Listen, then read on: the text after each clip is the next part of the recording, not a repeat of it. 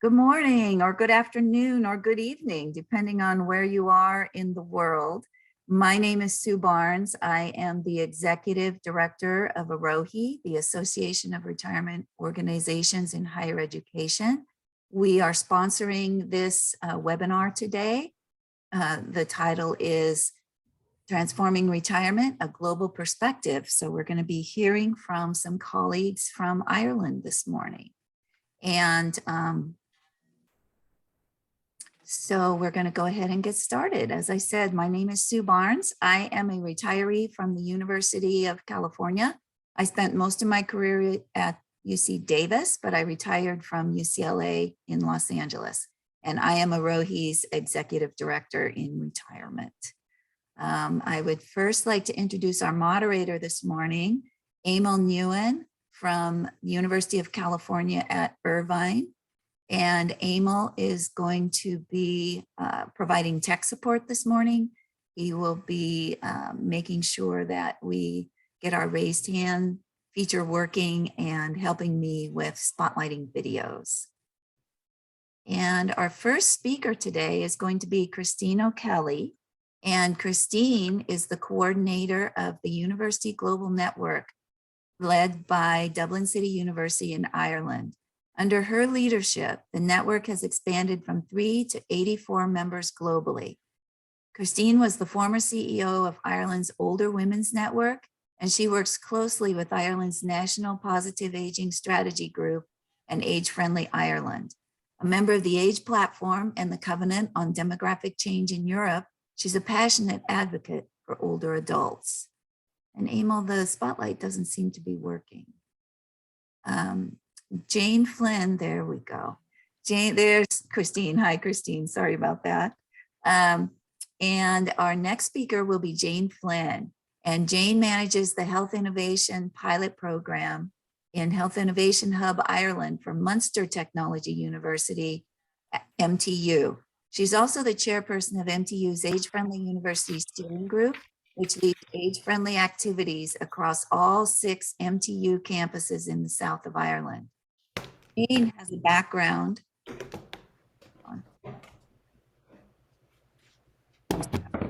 Lost my notes. Jane has a background in architecture, project management, mathematics, and computer science, and she has a particular interest in older adults. So at this time, Christine's going to start us off. So welcome, Christine, and thank you to both of you. We'll hear from Jane a little bit later. Super, thank you. I'm just going to share my screen, if that's okay. Mm-hmm.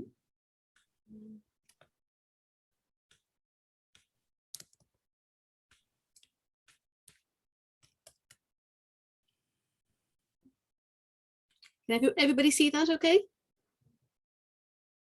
Emil, you okay with that? Okay. So thank you once again, Sue, for inviting me to present to your group. Of course, I was here last year and very much enjoyed the theme. I think last year, of course, was Star Trek, had a Star Trek theme going on. So today, I'm just going to update you on what's happening in the Global Network and just give some examples across the university sector around what's happening in the growth of the network over the past year, and some examples from universities around the world, and just finishing up with where to next. And then Jane will be joining us then just to talk about MTU. So I'm really delighted again to be here, and thank you again for this opportunity. So just to reiterate what age-friendly is. Age-friendly, the definition from the World Health Organization, an age-friendly world enables people of all ages to actively participate in community activities and treats everybody with respect regardless of their age. I think people forget that they look at age-friendly as just a small cohort of older people, where in actual fact it's everybody in the university and around the communities and everywhere else.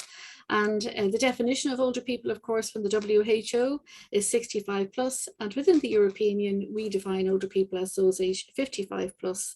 And in DCU, our population of older people in our university went from 21% of over 55s when I joined the university in 2014. And now we have 28% of the staff now are over 55. So we as a university, which we were the youngest university in the country for a long time, until everybody else started coming along, and MTU is one of them. And it's great to have that community of practitioners around the place looking at age-friendly principles.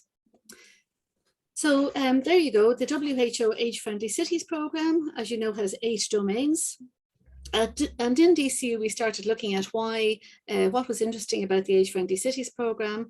Ireland has been involved in the programme since 2010, and we're the first country in the world to be designated by the WHO as an age-friendly country. And that's because the Age-Friendly Cities Programme is rolled out throughout the whole of Ireland to the local authorities. So it's embedded right in our local authority governance. And that's really great because you have older people's councils giving their views about their own community. And it's really creating a programme that is genuinely for all people. So when we had this programme in 2006, our president at the time started looking and thinking, how could we become an age-friendly university? How would we implement that within an educational sector? And that was the genesis of the age-friendly university concept. So in DCU, of course, we knew that we had a large number of older people coming down the road. We know that it's increasing in Ireland. We looked at the economic value of aging. We looked at the technological impacts of aging. We looked at the social aspect of aging, and of course the political power that older people actually have. And you can see just some statistics there from the Irish Times, and actually, in fact, it's life and aging factor. And we just had a census in the last couple of weeks, and it'd be very interesting to see now how those figures might change slightly to reflect the fact that people are living longer in Ireland. So we developed the 10 principles of an age-friendly university in partnership with the stakeholder group in 2010. I'm not going to read these out because there is 10 of them, but they talk about the whole business of participation, of education, inclusion, research, encore careers, intergenerational engagement, the role of retirees in the university, the longevity dividend, civic engagement, and engaging with their organisations representing older people. And of course, as well, collaboration, facilitation and cooperation within the university, because we do all tend in our sectors to work in silos. And I think one of the things about the AFU and DCU is the multidisciplinary aspect of it. So you can see there are the 10 principles. And people can adopt the principles in 2012, which was the European Year of Intergenerational Solidarity.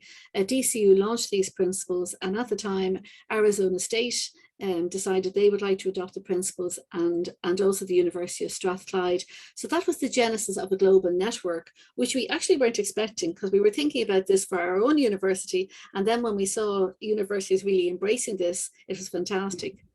So, and you can see there the dialogue with interest of the aging population.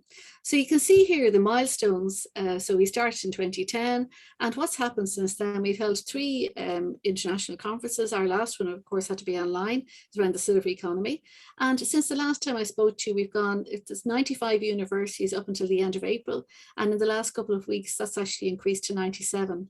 And we also have interest from universities in Mexico, in Turkey, in France now coming along. So we're really growing. Now we do have a predominantly US top-heavy group in the Age-Friendly University Global Network, but that's now rectifying itself because a lot more universities in Europe are starting to join us and get in on the act, as they say.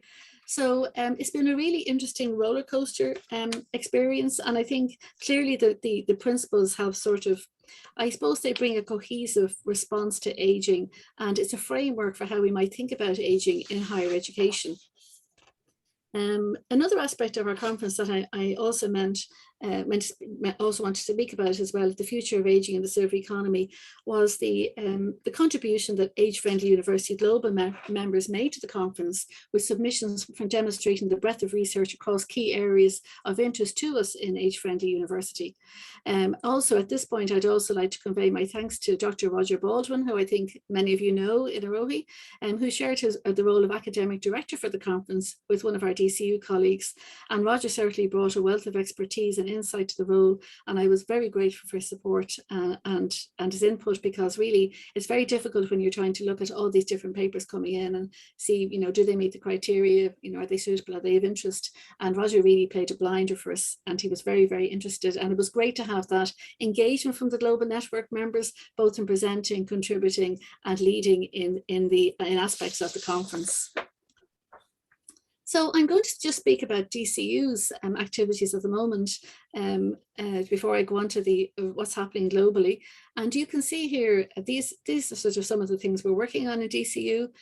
We've Erasmus projects, which are funded under the European Union. We lead one of them called Traces, which is Traditions, Recipes and Cuisines of Europe using Smartphone. And this is about training older people to use their smartphone. And then, of course, we have things like the computer class there. We've this is our master's program, and we have our students from, I think I might have shown this to you last year as well. And that's reignited now since COVID has started to calm down here, and we have more on-campus presence. And in fact, we also have a genealogy program that's delivered by one of our retired staff, Dr. Ronnie Saunders. And Ronnie is actually was the former head of the National Institute for Digital Learning. But he has a passion for genealogy, and he comes in and delivers lectures on that. We have some other retired staff that also deliver some of our programs for us. And then we have retired staff who also take part in the programs, which is really great, because they're now sitting on the other side of the classroom, and they're getting the learning and they're getting that engagement also.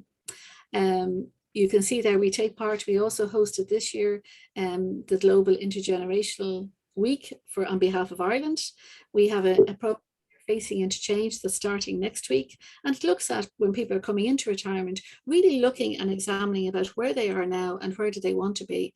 It's less about what possibilities there are out there, and more about the fact that there are opportunities, but how to come to the decision, and how do you navigate this new retirement? You know, you're navigating a new relationship with your partner, with your family, and then trying to find out where do you fit again back into the world. So it's a free program. We were funded to deliver it, and it's hugely popular. We've had a huge response to it. So we'll be starting that next week, and I'm sure I'll be able to report on that at another time.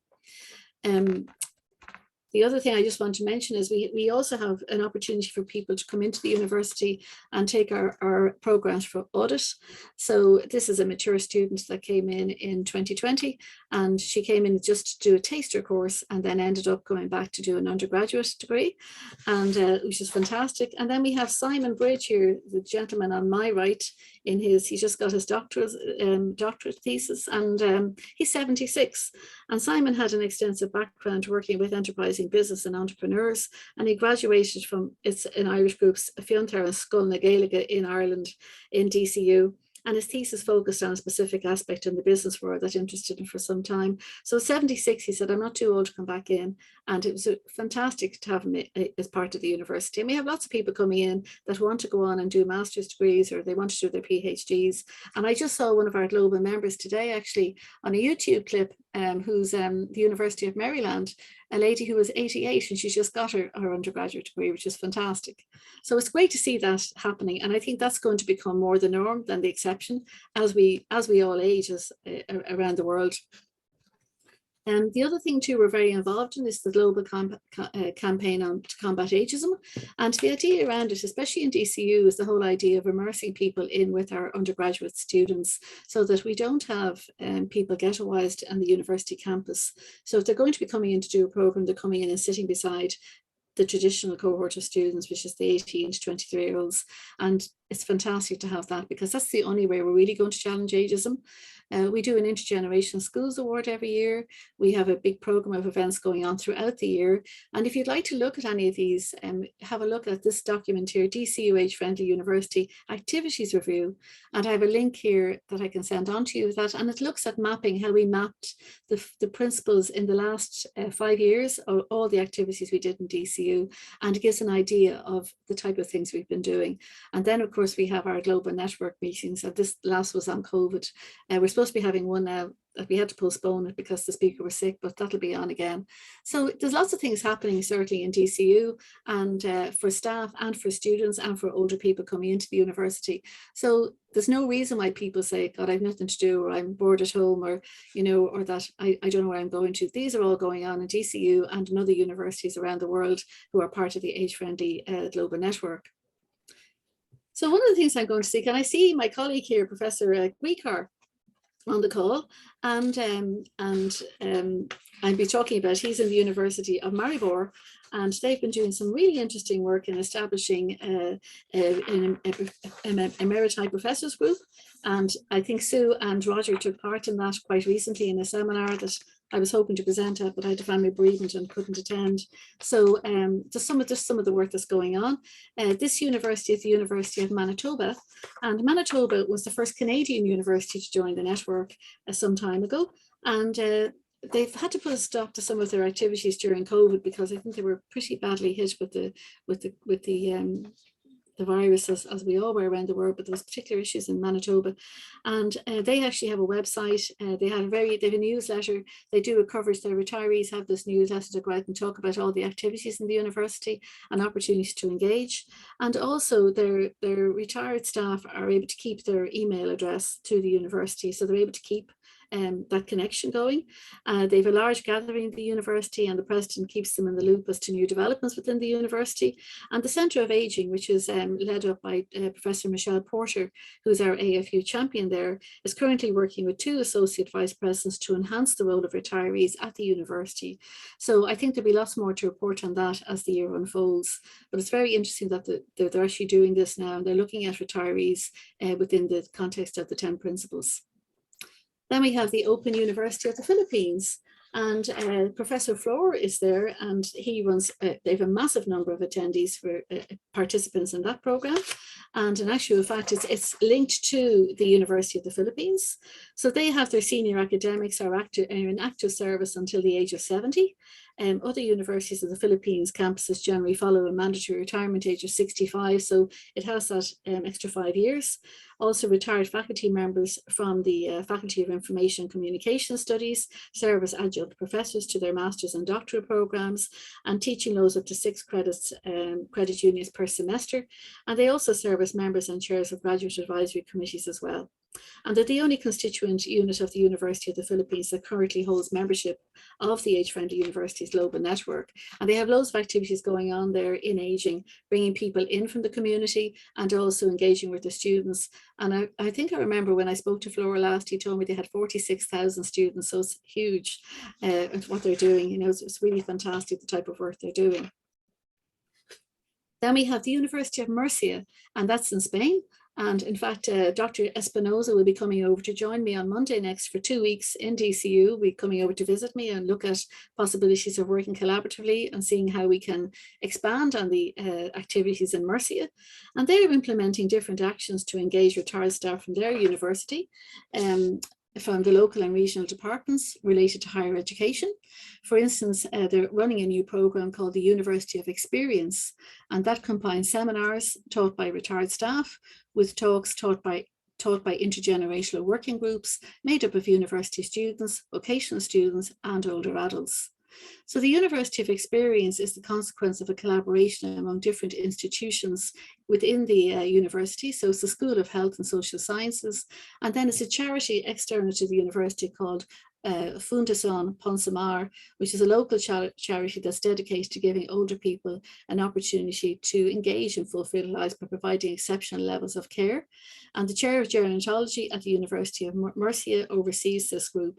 And again, it's they're doing a whole lot of seminars, and they're going to present 5 seminars and 4 talks. And they actually have there's a photograph. So this was the turnout of their seminar in May. So it's obviously very, very popular, and they're engaging with their communities directly on the ground. So they're doing great work really in Murcia as well.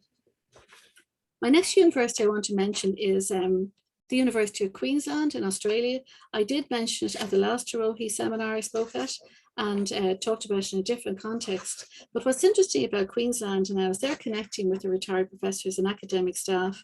It's a priority issue that I've identified as one of their key issues. Some universities like to promote, say, intergenerational learning as their key issue, but this is one of the things they've picked for the year.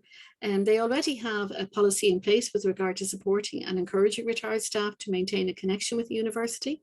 And lots of the activity takes place at school level, aside from they've a hosted professors emeriti lunch, and their current and retired staff are also able to take advantage of their exercise program in the Healthy Living Centre, in addition to contributing to the university in terms of engaging with programs in the university, delivering programs in the university, and also sitting in as a participant. And members of the Age-Friendly University Committee there in Queensland are following up options as to how we connect more proactively with the university community, because of course with COVID again, it had a big impact. And they hope to have a comprehensive update on progress, and that they're going to be able to share with me, I think, in October. I'll be meeting the University of Queensland in September. They're coming over for a visit, and I'm meeting them in Switzerland. So we'll be able to see, you know, how I can help them and what other possibilities they could possibly explore in terms of the retired staff. So it's another very interesting example of what people can be doing. There's the University of Maribor that I just mentioned. And again, Professor Griecar is here on the call if he wants to make himself known to everybody. And they've just recently had a university's policy around for access to the university, and it's published at the Professors Emeriti Network. And they're really building on this global network, and they've done a lot of work with British Columbia. And I think if you want to have a look at it, it's well worth a visit and have a look and engaging at them as well, because the more people we have contributing to our voices around the age-friendly program and looking at aging in general in the university sector, I think that we have that united voice. It's a beautiful university. I had the pleasure of visiting it in 2019, and I've been engaging with Professor Griecar and also Professor Peter Glavick, who you may have seen last year, who was presenting with me to AROHE last year. So I'm delighted to be able to report on what they've been doing, and maybe Jose wants to add a little bit onto that, maybe at the end, questions and answers.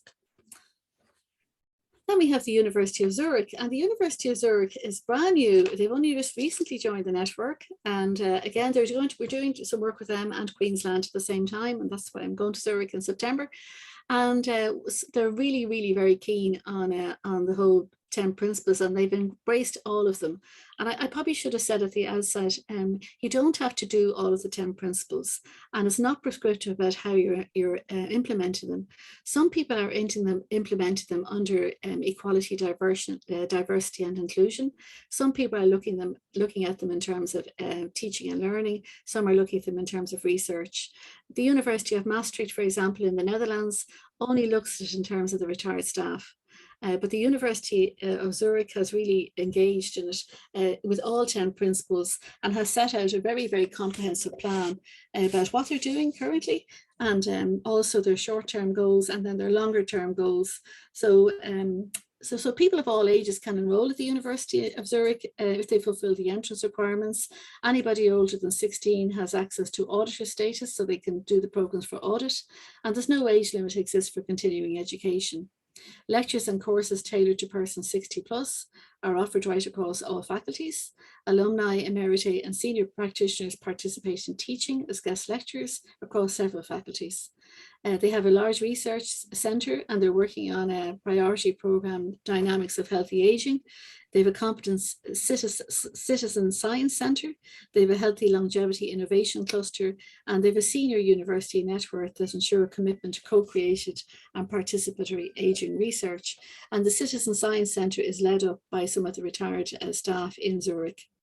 They also are providing mentorship to mature age students, and they're also providing a student status comparable to the school students to allow them access to the library. So they've given anybody coming into the university an opportunity to use the libraries, the mail and online services. And they're also allowed voting rights in the university on academic councils, which is fantastic to be able to keep that. They also have a number of different activities going right along the way. They bring in academic researchers with senior experts to improve their aging research approaches and include respect for interests of research participants. Their participatory groups are engaged to develop research and education offers, including online tools. They also have a very interesting children's university and lifelong learning centre. So the University of Strathclyde, who's one of the founder members of the Global Network, also have the Academy for Children's University. And this seems to be a new thing that people are starting to develop. So they're looking at that lifespan of the university. In Dublin City University, we also have the Centre for Talented Youth of Ireland, and that takes in children from the age of 6 to 17. And they're really aimed at children who are particularly gifted, and we want to encourage them to explore those gifts and enhance their educational experience, and basically choose DCU, I suppose, as a potential university of their choice when it comes to deciding. The other thing too is in the University of Zurich, they've widened their educational opportunities for older adults, and that's one of the principal 5 around ensure diversity of routes to participation. So they have a cluster. They've a longevity innovation cluster and dedicated interactive online learning platform that was developed to ensure access to education for those aged 65 plus. And it's onboarded 2 Swiss senior universities, and it's about to onboard 9 European senior universities. So a curriculum for Swiss and a European distance learning university are on the way for the over 65s. Now, I think it's a great initiative and it's wonderful, but I think a lot of people want the social aspect as well of going into the campus and engaging in the campus in an actual face-to-face basis, because I've certainly seen that in DCU. But it's a fantastic opportunity. They're also doing online MOOCs and longevity for current students and alumni. They've also have a program that's a accredited program. It's an elective module for all of the staff or all of the students in their undergraduate program to take a module on aging. And they also are currently developing one for postgraduate students as well to look at that. So that's just a whistle-stop tour of what's happening around the world. That's just the current global network members. I haven't actually mentioned any of the American universities because you guys are all, well, lots of them are attached to the States, and you probably know what's going on in your own universities. But I mean, there's wonderful activities going on. I think I'm always very clear to say that DCU are not experts in, we're experts in basically creating the age-friendly university global network, but not on what people are doing. And we're constantly learning from what people are doing. Like I see things go across in my desk and I say, that is fantastic. Why didn't I think of that? And that's really brilliant when you have a global network, and it's the work of the global network. So there's loads of opportunities in retirement to engage in the wellness programs in the university sector, to look at educational programs, and to contribute to and take part in the research. And I suppose, retired staff, they don't always want to be the ones delivering a program. And the old saying, you'll always have a job when you work for nothing. So that's another thing I am very conscious in DCU. We can't pay retired staff, but we can give vouchers, and we can show our appreciation in other ways for the work that they're doing, certainly in DCU. And I think that's the same in some of the other universities as well. So I suppose opportunities for universities to contribute, you can see there, by endorsing and implementing the 10 principles that extends the program offerings, and regularly reviewing them against relevant activities on campus, the institutional strategic plan, the mission, the sustainable development goals, and don't forget the stakeholder groups and older people, those who work with older people's groups and older people themselves coming onto campus. I think delivering education programs, embedding age in the curriculum for all students is really important. And I think that's starting to happen more within members of the Age-Friendly University Global Network. And as I said already, learning from each other, speaking out with a united voice, informing the longevity dividend, and changing the narrative of aging. We really have an opportunity to do that in higher education. And I think it's an opportunity that we're not actually exploiting to the fullest extent. There's also, of course, at a different level, there's also a new opportunity to generate new revenue as well into the universities. And I also think when we talked about your colleague there from France, and the different cultural aspects of joining the age-friendly university, because everybody is looking at it from their own society, their own cultural aspect. So that's why it's not prescriptive. It's around a commitment to aging and being involved in saying, look, we'd like to change this and see what we can do on our own campus. So there's good practices and small wins. So if everybody gets involved, it's fantastic. And it's a real role for us to really develop this in the future.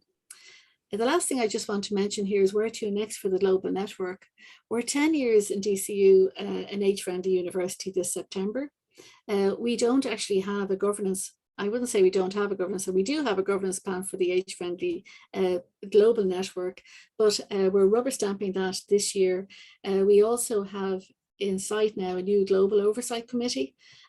We've been starting to work on ISO standards for the age-friendly university, and that has been really, we've really had a lot of help from Professor Glavick in the University of Maribor on this. It's not as far as advanced as I would have liked it to be, but that's because of my own work commitments.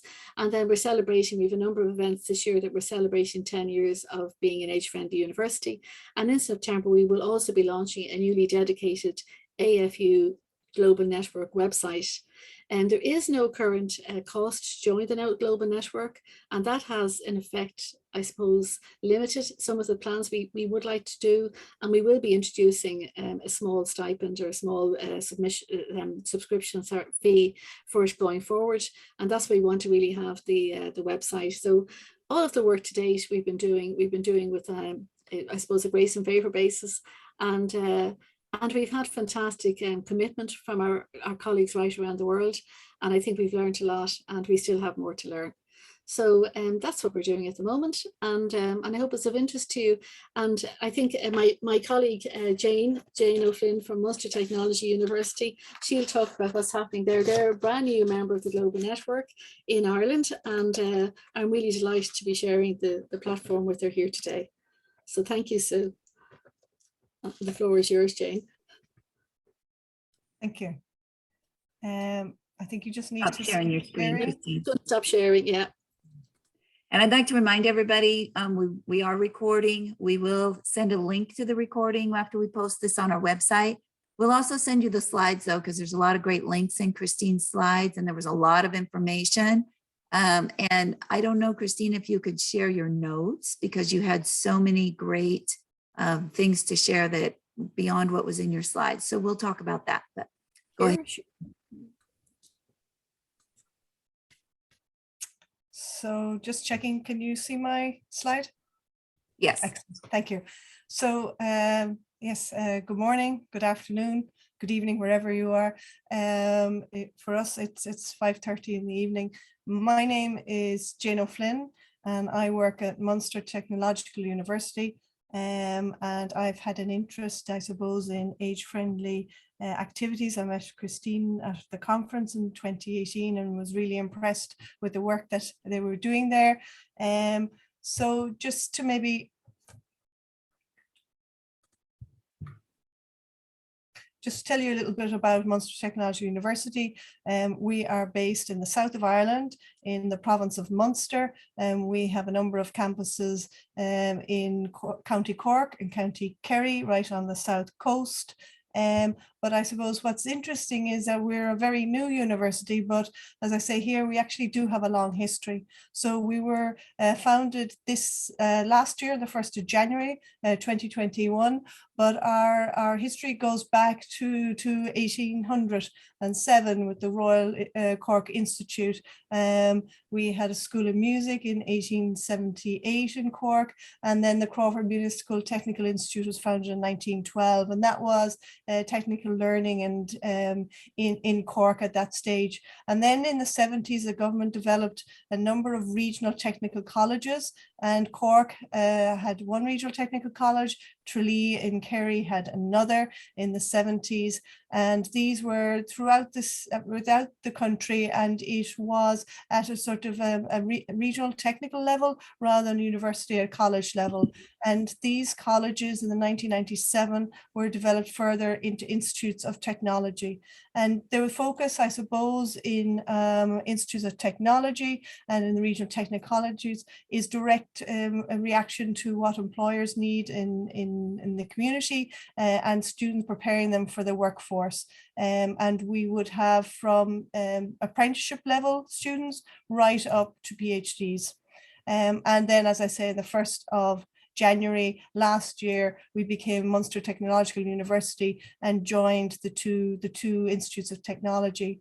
And this has been great to give our students greater access to all our facilities and our research. For us as staff, we've got to learn to get to know our colleagues. I was based in the Cork campus, and so now I have new colleagues in Tralee. And for me, working in health innovation, it's been really good because I have colleagues in healthcare and nursing now, which gives us greater impact in the Health Innovation Hub. But I suppose what we didn't really consider at that time is that we now have retired colleagues that never were colleagues in the past. So we have retired colleagues from Kerry and we have retired colleagues from Cork, and they would have never had access or worked with the other institution, but they are now all colleagues and retirees from Munster Technological University. So it was one of the things that we were looking at was to how we could reach those colleagues. But I suppose maybe when you start a new university, you can look at your value system, and you can reimagine and to reflect as to what you want our university to be. And these are our 4 core values. And I think the first one is particularly apt and for our discussion today. In MTU, at a core, we're about people. And so those people, they're our staff, our students, our retired staff, people in the community, people that we serve. And I suppose to deliver on that, we need to engage, we need to be dynamic, and we need to be bold and brave. And so I see that first inclusive, and that is there as the first, and it's particular there as the most important, is to be inclusive. And Munster Technology University set up an Equality, Diversity and Inclusion Office as one of its first aims. And in that, we looked at age friendly as being a really important aspect of equality, diversity and inclusion. And so I only starting in January, one of the first activities we looked at was to apply to join the age friendly university, and we were delighted. We delivered, I think, in April of that year, our application, having surveyed all our colleagues and all the campuses for that activities, and set out the work that we've done across the 10 principles and the plans we have for the future. And in May this year, we were delighted that Christine sent us a letter from her university to say that we had joined the network. So our group in the Age Friendly University steering group in MTU is made up of colleagues from all across all the campuses and all the faculties, both academic and administrative, retired staff we have on our group, and we have older students as well.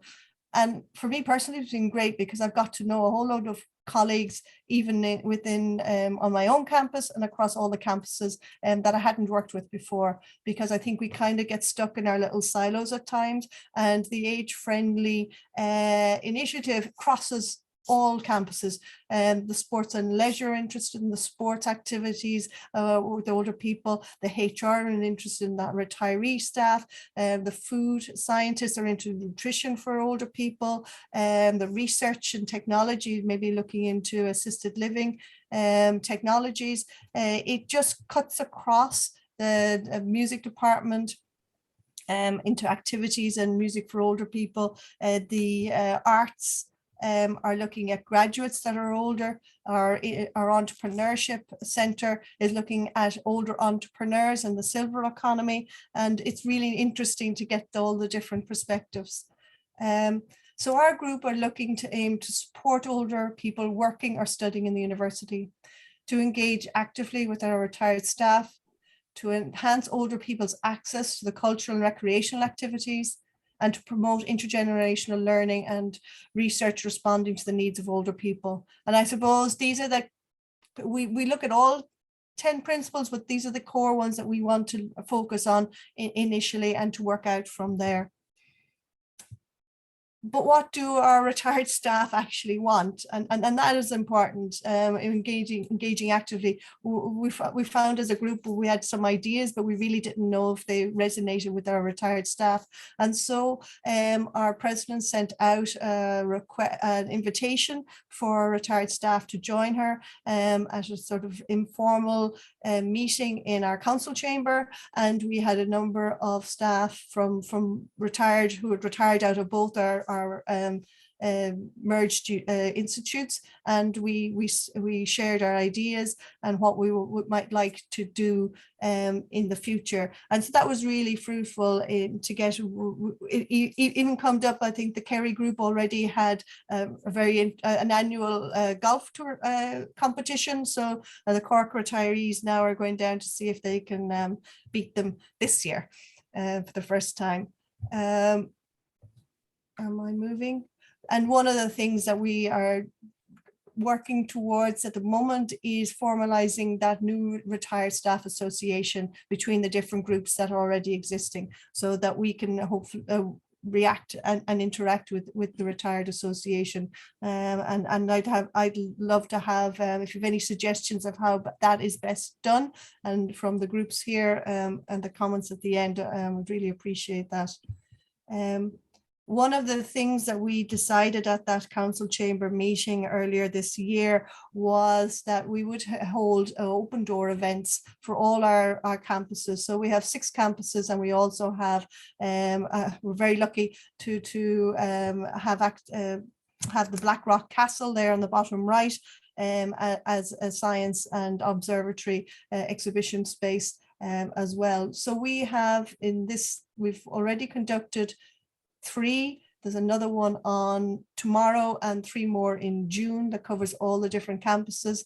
And that is very interesting. We have some colleagues, retired colleagues, coming back to their former departments, and others coming to see buildings that they had never seen before. So on the top left, that is the biggest campus in Bishopstown, which hosts the greatest number of students, and the bottom left there as well is the largest campus in Kerry. But we also have a dedicated School of Music in the city of Cork, there in the middle on the top, which has, interesting, the greatest number of Steinway pianos ever in the world. So there's a man there whose only job is to tune them. And that's what he does all day, every day for us. We still have the original Crawford Institute building from 1912. That is now a College of Art and Design.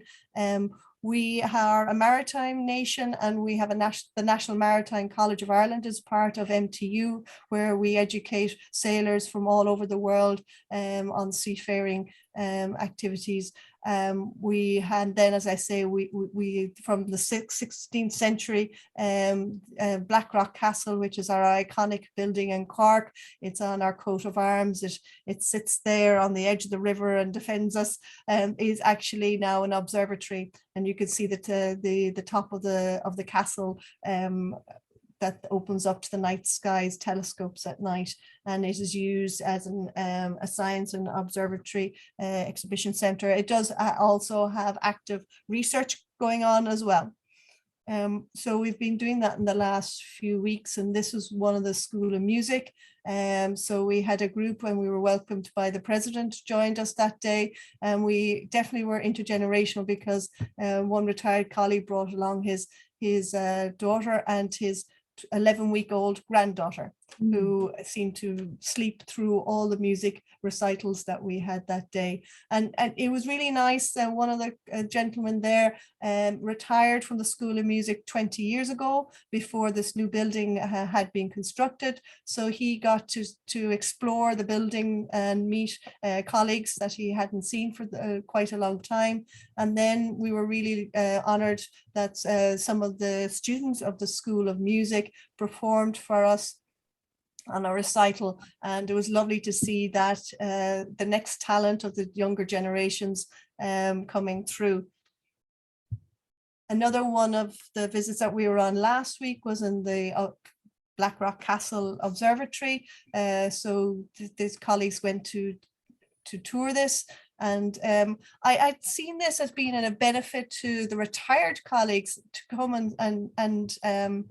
and to enjoy the facilities of the university. But actually, it was really interesting that Dr. Niall Smith wrote to me afterwards and said he particularly enjoyed it, that the current staff really enjoyed meeting up and showing their retired colleagues around that they hadn't seen for some time. And I suppose it's maybe back to that value. It's all about the people.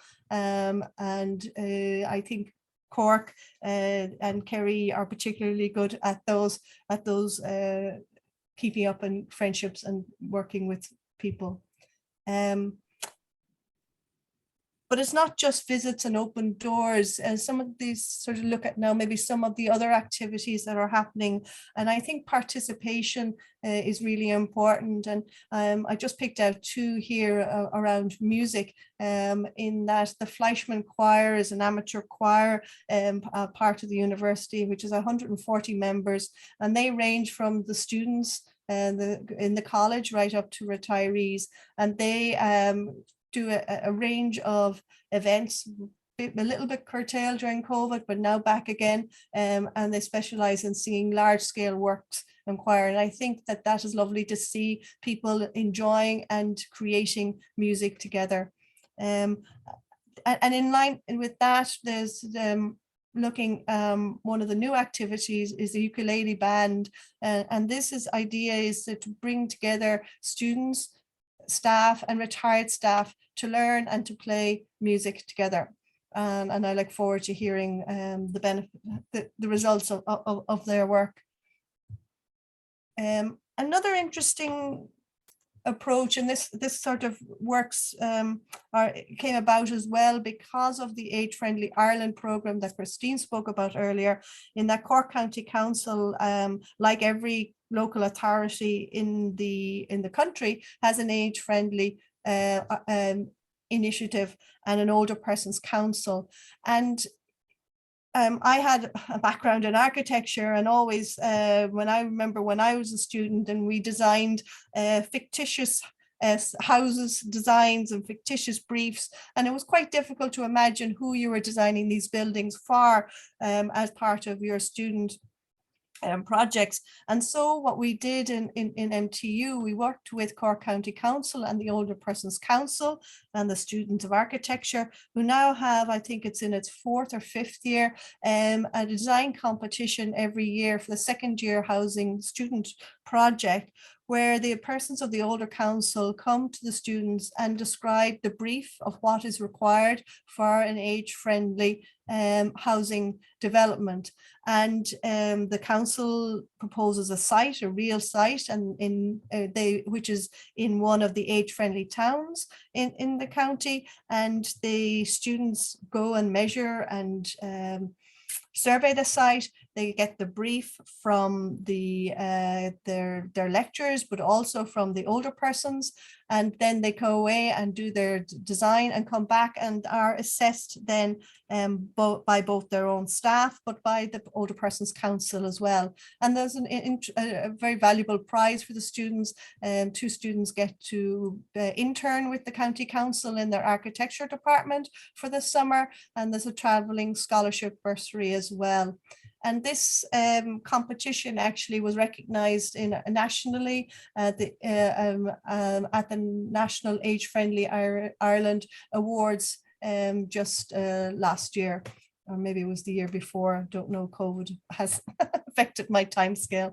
But that's a really nice, interesting project. And what was also, having talked to the Older Persons Council, is that they found the design was very innovative for them, and most of the designs then went not just for age friendly, but for universal design and for housing for living. So that was one project that I thought was of interest. We in MTU are very proud of our tourism and hospitality department, and we're very lucky to have a training restaurant where the students cook and serve every day at lunchtime, and then once a week in the evening, and students, retired staff can attend, and for as little as $10 we get to enjoy a 3-course meal, beautifully cooked and served. And this has been a really nice social interaction and facility for all retired staff to come back to campus, to meet colleagues and to enjoy a tasty lunch. Our catering and hospitality students have also catered for particular groups of retired people that come to visit. And I think that always sitting down and having those informal chats and conversations over a tea and a coffee and a tasty, delicious cake really helps to get to know people and to reconnect. We also like to include older people and older staff in our research, and this just taken two of the research projects that we have worked on. The one on the right is one that I worked on, particularly with the older persons councils as well, and with people living in a small town in North Cork called Mitchelstown. And we did an activity of co-design with that group, where we would look at what products or what technology might be suitable to help older people live longer at home. And that was really nice a way of doing of working, because having brought the technology experts from the universities to co-design, we all learned an awful lot about what was possible, what was needed, what didn't work, what might work. Our retired staff are also encouraged to use our sports and leisures activities. In fact, retired staff have still access to our gym and our sporting facilities. They also have access to the library, and they maintain their email, and their staff card is still active. But no, number of the research projects are around healthy and active aging, and our retired colleagues have enjoyed the I suppose to enjoy the research there. One of our open door activities this last few weeks had 150 people from the community, including retired staff, attend a fitness program and a taster session of activities, including, I was told, lion dancing, which I thought was a very novel way of getting your exercise. I suppose that gives you maybe just a flavor of what is happening in our university. It is, I suppose, maybe some of the things I've spoken about are not specifically related to retired staff, but older people in general, and that includes all our retired staff. We have access to our retired staff by email and through some of the network systems that we have. I think there are nearly 600 retired staff, but we sometimes wonder whether we're reaching them as well as we could, particularly that we've had two different groups of retired staff that we're trying to contact. And really, I suppose, I would love to learn from you as well as from your retired groups and your higher education, as to any suggestions that you might have as to how we as a new university could improve the way we interact and support our retired staff. And I'd welcome any questions that you might have. Okay. You stop sharing your screen, Jane. We will move on to Q&A. Great, thank you. All right. Please use the raise your hand feature if you can, if you have questions. I would just like to mention the idea of forming a steering committee. I saw that how incredibly effective that can be firsthand when I was at UCLA, because we had a similar type of steering committee campus-wide for what they called their Healthy Campus Initiative to promote health and wellness across the campus. And we had similar representation from academic units, campus recreation, from the retired group. And it was incredible, the number of programs that were already in place just be tweaked a bit or publicized a little bit better. And we never would have known about all those things if we weren't meeting on a regular basis for people to report what they were doing. So I love that idea of creating a steering committee to address the age-friendly initiatives that a campus can bring about. And Christine, you'll need to unmute yourself for Q&A. Okay, does anybody have questions? Use your raise your hand feature. I see a couple of questions in the chat here. Let's see. Hold on, let me get back to where those were. Yeah. Okay, Al, if you could unmute yourself. Can you hear me? Yes. Good. Yes, I thank you for the presentation, and I was particularly interested in some of the graphics that Jane used because which demonstrated diversity in terms of ethnicity. And I wonder, I realize that each campus has its own unique challenges, but have any of the campuses that you visited, either Christine or Jane, had special initiatives to ensure diversity in terms of ethnicity within the your groups? Well, I'm just going to show up at DCU because we have an autism friendly initiative, and we have the University of Sanctuary also on campus. So we have a wide and diverse, and it's part of the university overall strategy under equality, diversity and inclusion. I'm sure it's the same for you, Jane. It is, yeah. but I suppose our retired staff probably and our current staff the older staff are probably primarily from the 1970, and we find that many staff never leave. They retire out of the university and maybe have done their full 30 or 40 years. So I think if you were to look at diversity, probably is less evident in the older staff members, where our younger staff members is much more diverse.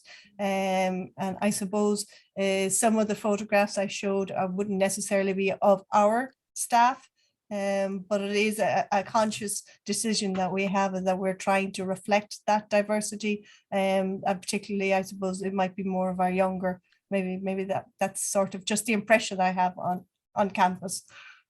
Yeah, we'd have the same. I mean, our ethnicity in Ireland was predominantly white up to certainly the 1980s.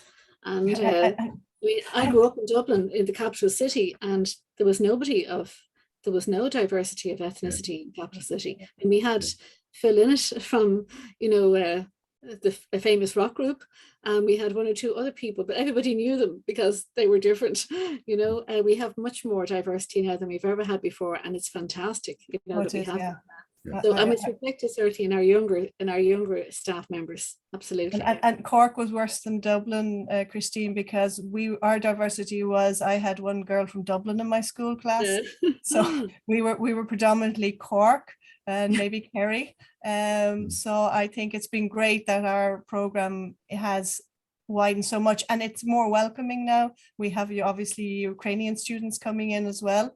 So that we're branching out to all the programs, and to have these programs in place of equality, diversity and inclusion, it attracts. It definitely attracts more. Well, one of the comments that I really appreciated, I believe it was you, Jane, when you talked about inclusion, and simply a very simple, we are about people. Yeah. And that resonated with me. So thank you both. Thank you both. Yeah, thank you. Thank you, Al. John, Dean? Yes, if I could build on Albert Auburn's point here about diversity.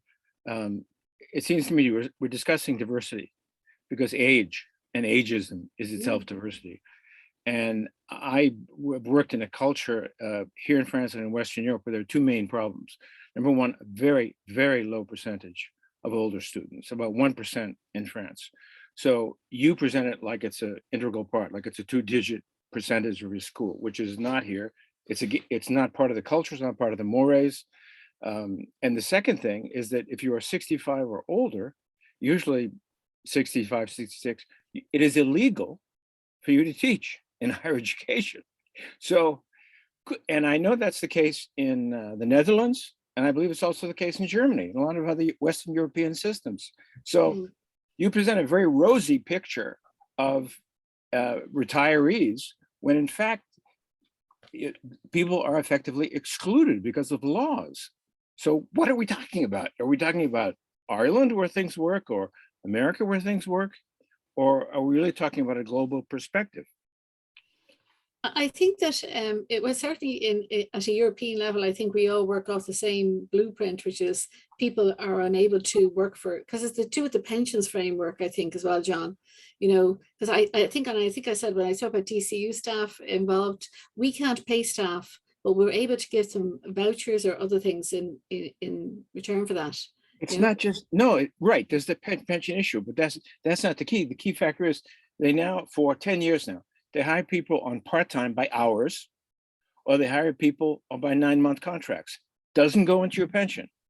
But if you're 65 or older, you cannot get hired for hours or the 9-month contracts, which wouldn't go into your pension.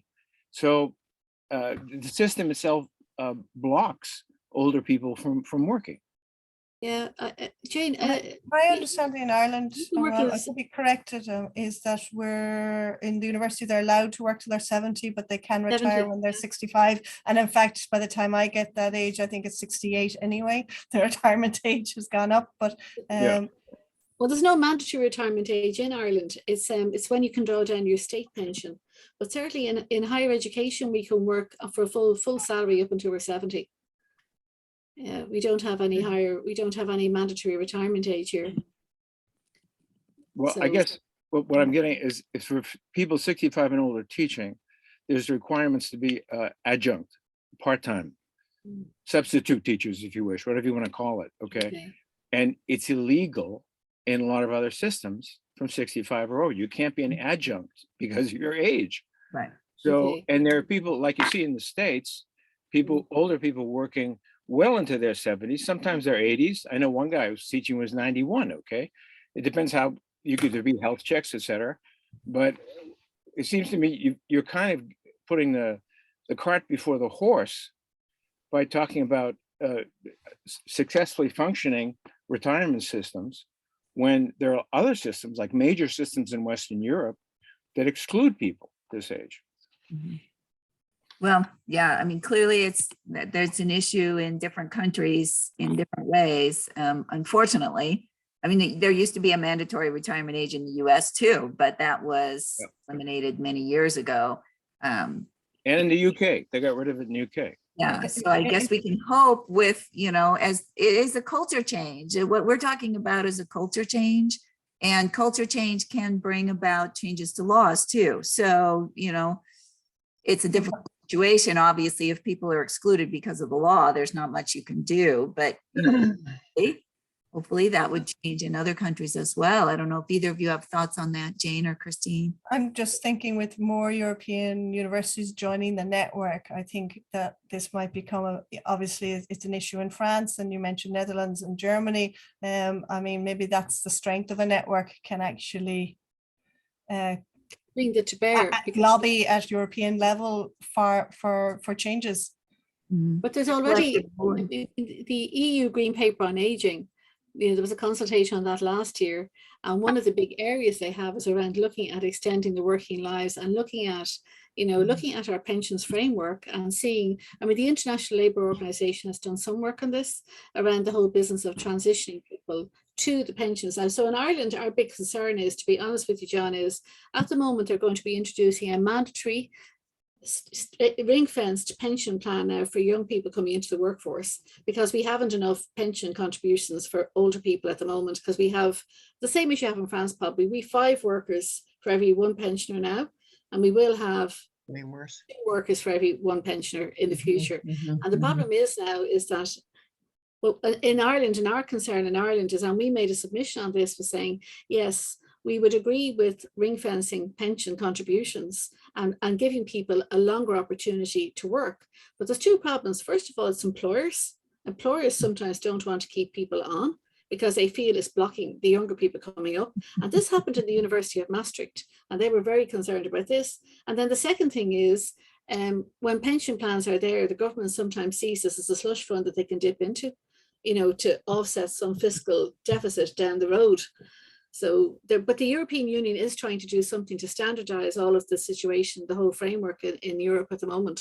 Right. I think the key is I know the British situation where it was illegal to teach 65 or older in Britain. And I believe that the British Association of University Professors spent years in court with this and finally went to the European Union.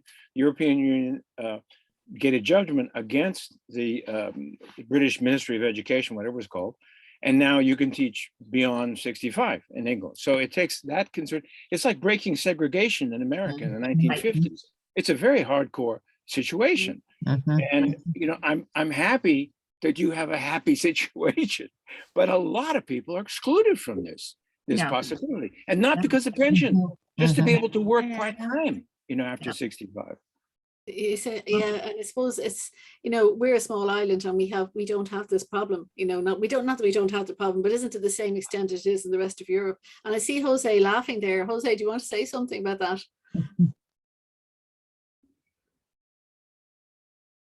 In a group of 7 colleagues from 6 countries, we were preparing a paper for the second conference of European Association of Professors Emeriti. The conference was about 2 weeks ago. What we discovered or started to discover is that there are tremendous differences between countries and between universities within one country, each country. Right. And it seems that many people just like that. Less you know, less questions you will have. For this reason, I believe this is a wonderful opportunity to work with the age-friendly universities, at least in order to learn how some people are fooling other people. When people will know that solutions are possible in other countries, they will ask the government, and what about us? Why we don't have the same solution? I think what is needed is working together, exchanging ideas. Maybe one more point. We entered also to the questions of using information technology for retired professors. There are so many different solutions from one side. Nothing changed when the professor retires. All technology, email address is available. To the other extreme, by the day of retirement, the email contact is blocked. What is the explanation? None. It just depends on the university. And some universities, you know what they do? They are telling people it's about the legal arrangement. There is no legal arrangement. This is an arrangement within the university. And some universities are age-friendly and some are not. So, Christine, thank you for your work. We need age-friendly university network. But it's a good point there, John, that we can put on the agenda to raise with some of our colleagues in the sector to say, look, maybe we can come together and leverage some lobbying and just try to get some of the changes, just have a voice at it, I think that's needed. It's very difficult. We saw when you looked at COVID, for example, you realize after a while that the problem of online teaching was also political because there wasn't enough funding for it. Okay, and a lot of the problems here are political, and they're special to each nation, and as Jose said, to each university. Sometimes it's fascinating. This thing of being cut off from the university once you retire. I've seen that here in France. They retired. That's it. No more email. No more information technology. Oh, that's not true. No. Okay. I'm going to jump in here because we've got just a couple of more minutes for questions. And thank you for bringing that up, John. It is a very important Thank you. issue and something that the AFU Global Network, I think, could be very helpful with bringing that issue forward for countries where this is a problem. There was one specific question in the chat about the student housing projects, Jane, and the question was, were any of those projects ever built? Or I suppose the focus of the project was for students to to learn how to design. So they weren't costed, and they probably wouldn't have gone through all the rigors of maybe building regulations, but they do inform the county council's design of housing, and the students spend time in the council. So I suppose it was an academic exercise, but what we're hoping is that the students, having learned in the very early part of their career about an age-friendly design, will bring that throughout their full career and into their working lives. So no, I suppose the student projects tend not to be built, but because it's done in connection with the architects department of the council, there are certainly some ideas that would have been included in further housing designs of the council. Wonderful, thank you. Well, that brings us to about the end of our time. So I want to very much thank Jane and Christine for your wonderful presentations, and to remind everybody that we will send out a link to the recording once we get the webinar posted on our website. We'll also send the slides, because I know were some links within the slides that you can check on. And Christine, can we send your notes as well, or Jane? Yes, I'll share, yeah. That would be great, because there's a lot of information in your notes that I think people would find very helpful. I also, for those who've participated today, I will be sending out an evaluation. We really very much appreciate your feedback. It's a very quick evaluation for you to do. And I'd like to remind you of our next two AROHE events. And the next one is going to be on June 2nd. For those that are interested in developing retiree travel programs, we're having a travel Zoom meetup. And we'll be talking about some of the steps you can take to develop retiree travel programs. And then be sure to mark your calendars for September 22nd for our virtual summit and celebration of our 20th anniversary as an organization. And then in closing, I would like to say, I really love the idea of expanding our thinking to the age-friendly concepts beyond just thinking about retired faculty and staff, but age-friendly in general. Because I think a lot of our organizations, at least within our organization, get stuck at their universities trying to get support for retired faculty and staff. As you mentioned, a couple of them speakers mentioned, retirees are just cut off at retirement and never hear another word from the university unless they're calling to ask them for money. Yep. And so expanding that conversation to how we can become an age-friendly university benefits the university, but then it also will benefit retired faculty and staff and make it a bigger picture. So thank you so much for bringing this perspective to our members, and thank you to everybody who participated today, and we'll hope to see you at future events. Thank you so much. Thank you, Sue. Thank you Bye. for the invitation. Thank you. Bye, Bye-bye. everybody. Thank you so much for, Very good Yeah. program. A biento, a biento. take care. Bye. Take care. Bye. Bye-bye. Yeah, bye.